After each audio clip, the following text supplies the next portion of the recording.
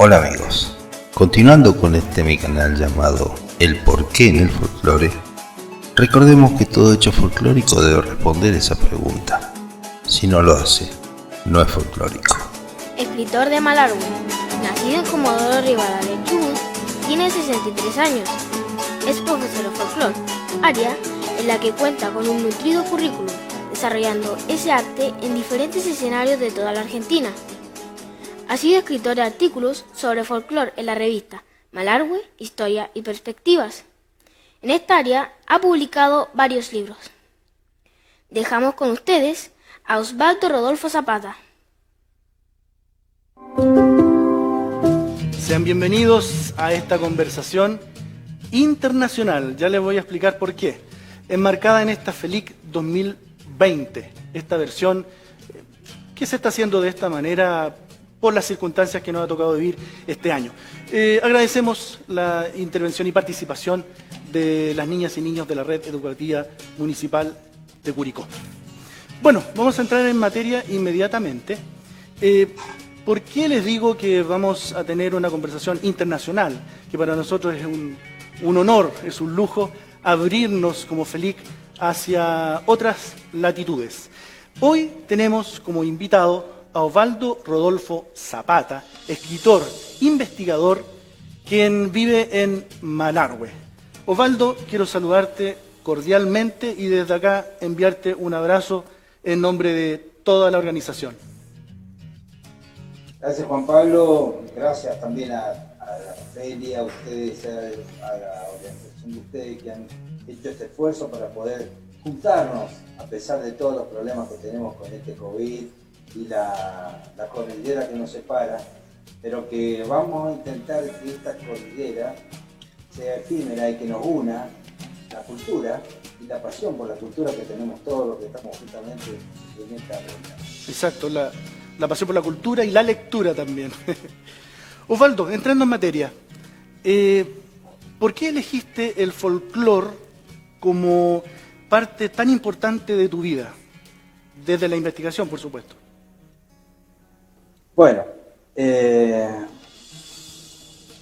yo nací en Comodoro Rivadavia, en Chubut, y a los 10 años comencé a estudiar folclore en una academia municipal, una academia privada, que era la Academia El Mangrullo, allá en Pico Truncado. Participé del segundo Festival Austral del Folclore, y de ahí en más, después de los 11 años no dejé nunca de estudiar folclore y bailar primero, hasta que llegué a Mendoza. Acá en Mendoza me pude abocar ya en los años 80 a la investigación y al estudio más profundo de lo que es la ciencia folclore. Bueno, y gracias a mis maestros, gracias a estar estudiando siempre, toda la vida lo he hecho, he podido tener un bagaje de conocimientos que decidí hace un tiempo atrás, gracias a la participación de mis amigos de SADE, de la Sociedad Argentina de Escritores, acá en Malargüe, poder empezar a editar mis libritos y editar mis trabajos como cuentos, como una novela, y más que todo como el trabajo de investigación en el cual rescato elementos como la cueca tradicional malargüina. Después hice el camino, se llama El Camino de la Cueca, un trabajo que hice una investigación desde el Perú, desde el Callao al Perú, el camino real que utilizó la cueca para llegar a nosotros y también a ustedes.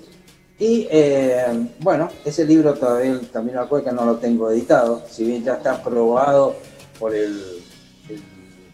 la legislatura provincial de Mendoza, en el cual me han dado el ok para que lo publique y todo, pero es una cuestión de valores nada más, pero en cualquier momentito lo hacemos.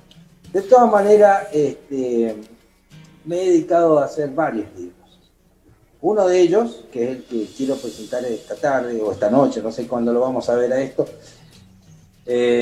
uno de estos es el libro que se llama El florecimiento y ocaso del folclore. Este libro, que lo edité yo, ¿se fijan? ¿Se ve por ahí en la cámara? Se ve, sí. Por bien, ahí sí. Ahí está. Perdón la falta de conocimiento televisivo, Pero bueno, este libro ha sido realizado más que todo pensando en los colegas, en aquellos que hablan del folclore, como le dicen ustedes, nosotros le decimos el folclore, es una cuestión semántica nada más, en el cual algunos no tienen un conocimiento vasto de lo que es el folclore en sí, y aparte para darles la idea de cómo nace el folclore. Por eso, y en qué momento de nuestra vida, en qué momento de nuestra historia humana, el folclore tuvo su florecimiento, su momento más hermoso, y en el cual ahora estamos en un ocaso, en un decaimiento, debido justamente a la proliferación de las grandes urbes, ¿no? A propósito, disculpa, y Osvaldo. un poco la desaparición del trabajo en el campo. Sí, Osvaldo, disculpa, me llama la atención el concepto de ocaso del folclore. A mí me sorprendió cuando vi, investigando de tu carrera, es bastante fuerte decir que hay un ocaso en el folclore, porque uno piensa que el folclore va a estar siempre, pasen los años que pasen y todo ello. Es como cuando han dicho que el rock ha muerto, por ejemplo. ¿A qué apuntas tú con este ocaso? ¿Tiene que ver con la actual realidad mundial o con algo en específico? Bien, cuando hablo del ocaso, no estoy hablando de la muerte.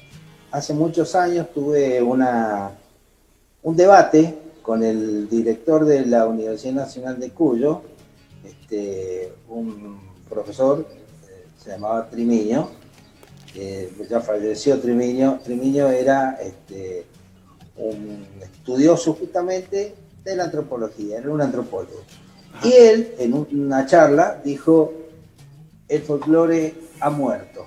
Entonces, yo, que estaba ahí, no me pude quedar callado, y dije, no, el folclore no ha muerto ni va a morir. Lo que sí, el folclore está en un momento apocado, está en un ocaso, está en un cerrar de ojos, pero no ha muerto. Y le voy a explicar por qué.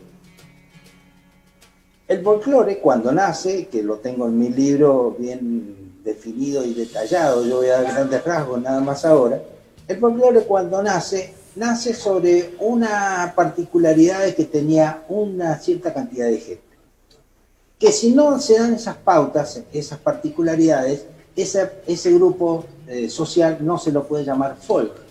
Cuando en un principio, antes de 1846, antes de la aparición de la idea de William Longton de llamar folclore, se llamaban antigüedades populares. Era la popularidad, era el grupo que tenía ciertos rasgos que le daban una distinción con respecto a otras culturas de otros países. Estamos hablando de Europa, donde los países están chiquititos, son cortitos. Claro. Por ejemplo, comparándolo con la Argentina, que tenemos tanto territorio, nosotros para ir a Buenos Aires necesito 1.200 kilómetros, y allá para cruzar de Francia a Inglaterra es nada más que cruzar un charco, o ir a España también es muy poquitito. Claro. Entonces esas comunidades se iban distinguiendo justamente por su regionalidad y porque utilizaban lo que nosotros tenemos que definir muy bien, que es la cultura. La cultura es todo lo que el hombre hace con los elementos que tiene a mano, con los elementos regionales. Imagínense parar a una persona en medio del campo. Lo ponemos en medio del campo sin nada, desnudo, totalmente desnudo, él a su mujer y ponerle una prole, 2 chicos. Y ellos van a intentar, lo primero es buscar qué comer, cómo tomar agua, cómo vestirse, cómo cubrirse con un techo, y todo lo van a hacer con los elementos que tienen a mano.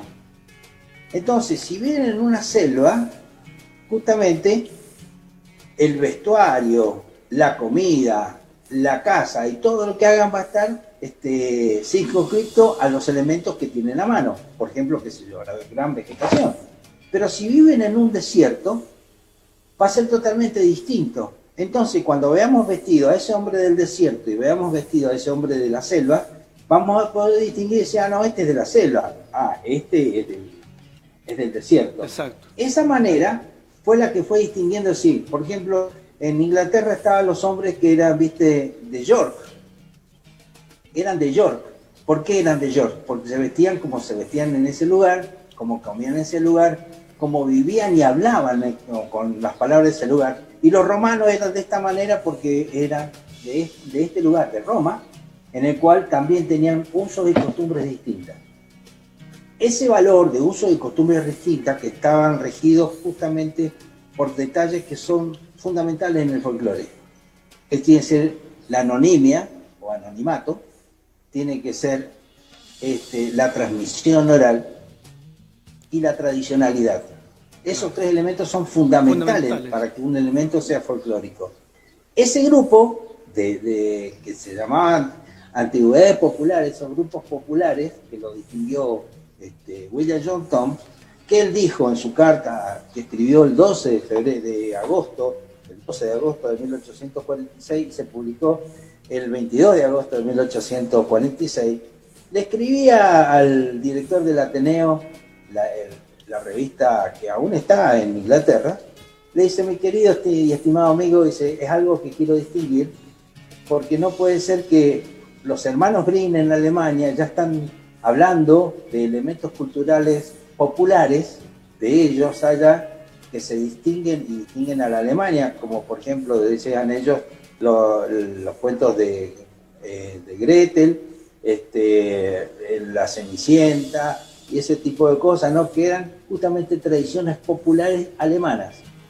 Entonces dice, nosotros tenemos que hacer lo mismo, no nos podemos quedar atrás. Entonces es la recopilación de los elementos tradicionales, de los elementos populares de ese pueblo en particular que mencioné primero en esa formación. Es importante que lo distingamos. Para ello, dice, y pido, dice, la autoría de una palabra que se va a llamar folclore. Folklore. Folk de pueblo, lore de saber. Dos del anglosajón antiguo. De esa manera nace el folclore. En inglés, folclore se pronuncia folklore. La palabra folclore en castellano no ingresa, no tiene la conjunción de letras de esa manera. Entonces folclore no anduvo acá, lo pasaron a hacer folclore, con K. Luego, por una tendencia, más que todo fue la idea fue portuguesa, más que todo fueron los brasileños que le cambiaron la K por la C. Entonces quedó folclore también. Y en Chile utilizan una versión más parecida al inglés, y ellos dicen, ustedes dicen folclore.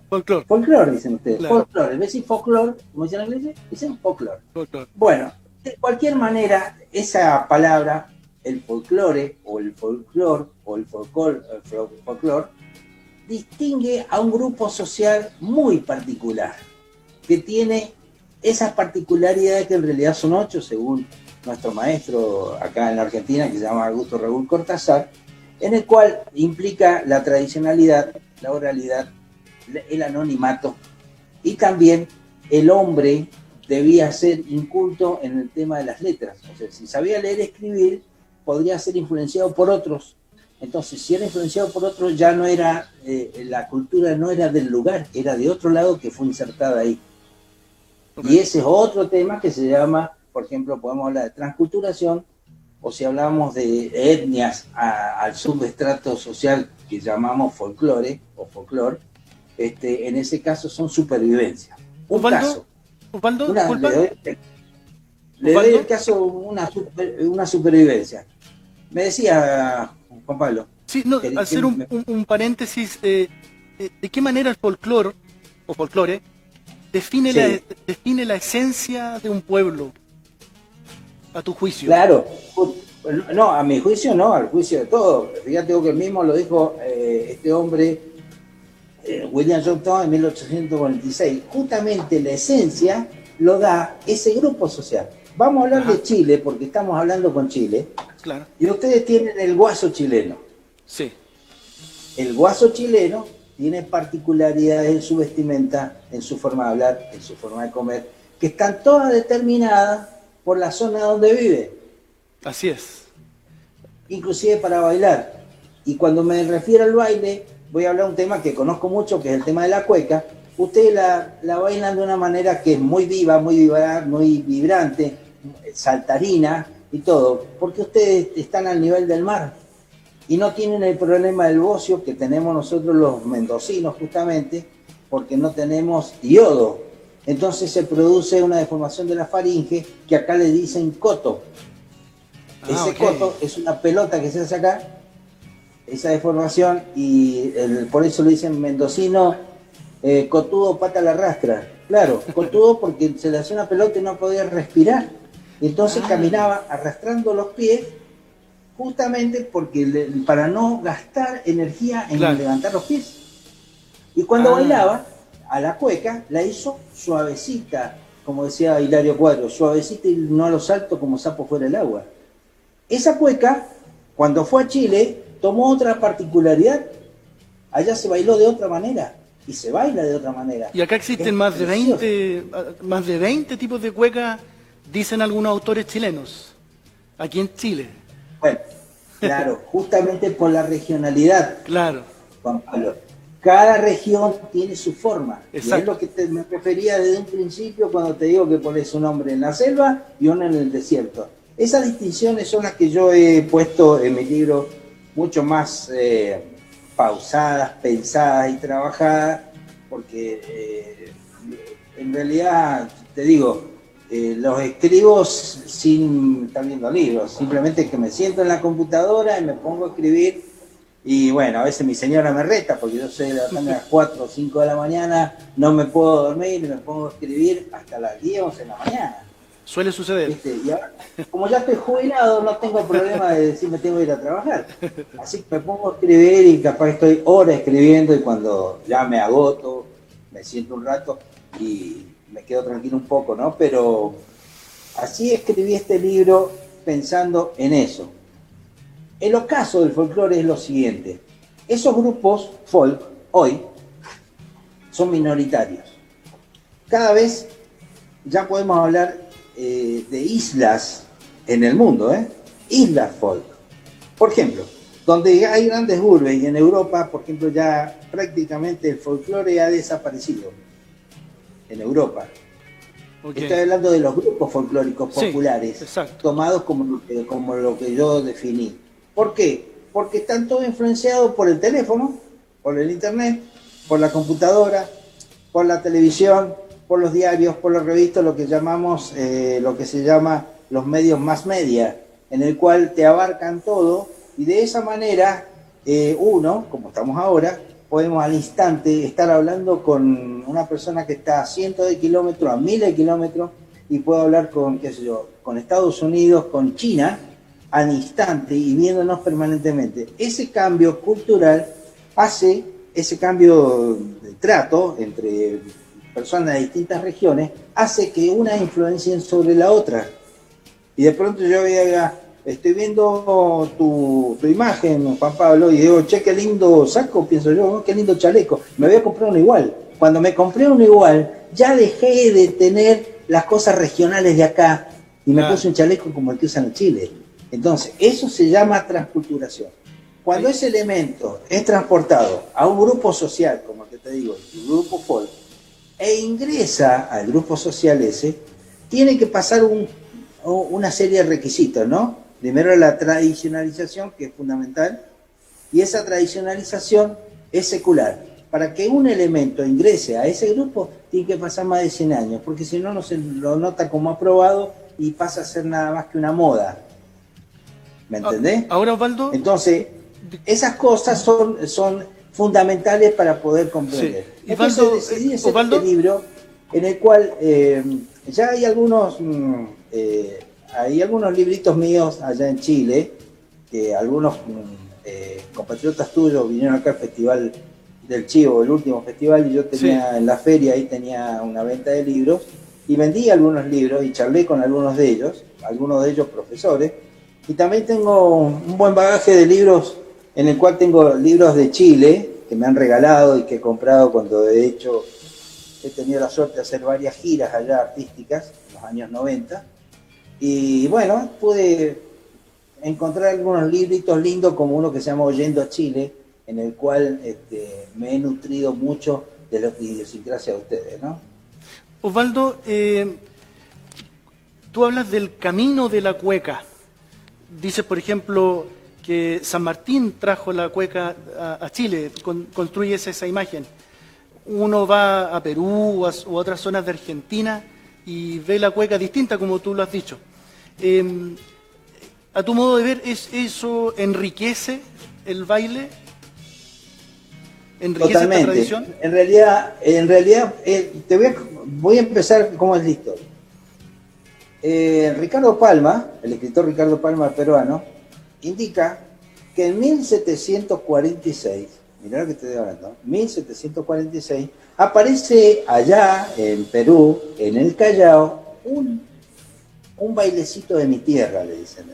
Cuando era un bailecito que lo bailaban los mulatos, que lo bailaban los negros, que lo bailaban las zambas y los zambos, que eran esa mezcla de español o de conquistador e indígena, eran los zambos. A ellos le llamaban bailecito de la tierra. Era de la tierra porque era del lugar. De ese grupito se llamaba bailecito de la tierra. Lo destaca Ricardo Palma en su libro, escrito ya por 1800 y pico, no me acuerdo ahora exactamente la fecha. Y habla de la cueca, que le llamaban en ese momento moza mala. ¿Por qué moza mala? Moza mala, la moza mala, o también le llamaba sama clueca, o sama cueca. La sama era la mujer, clueca porque estaba alzada, porque eran vistas de mal modo, ¿no? Porque decía, una mujer que baila esas cosas porque es una loca. Claro, entonces, la gallina clueca. Una loca está alzada. Claro. Entonces está clueca. Entonces era la sama clueca. De la sama clueca pasó a ser la samba cueca. Correcto. Cueca y clueca en este caso es lo mismo, son sinónimos. La sama cueca, samba cueca.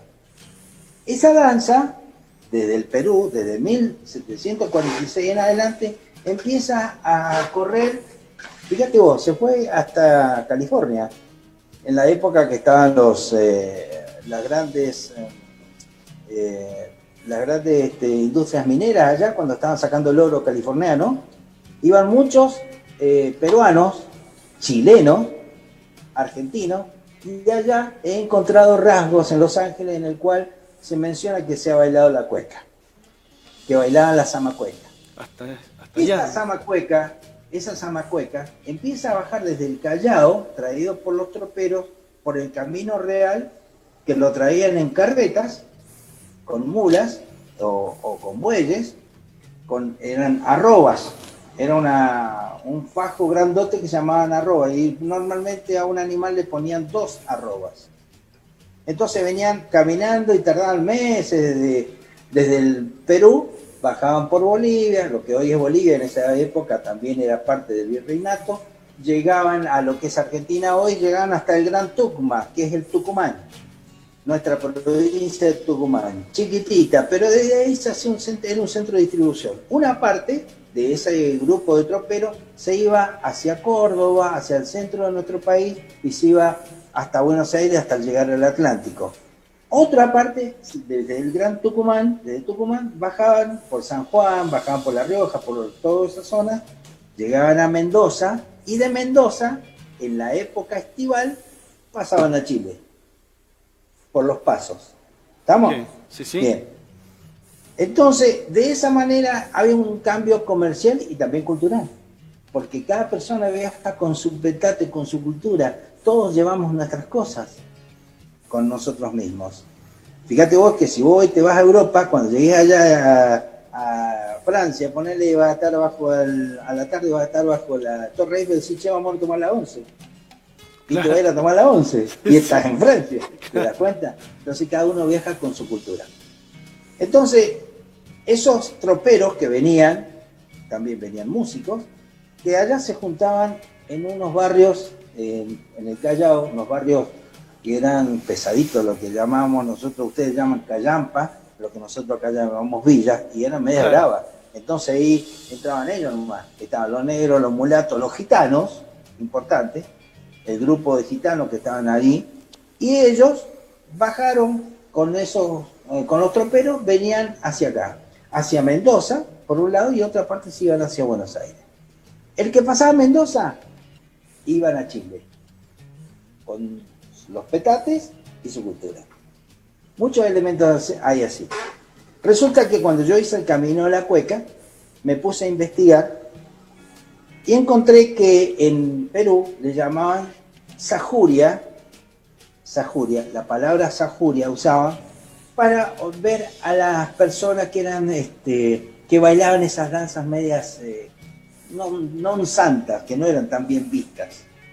Entonces, esa era la sajuria. Por ello, cuando vieron bailar la zamacueca, que también le llamaban así, también le llamaron sajuriana.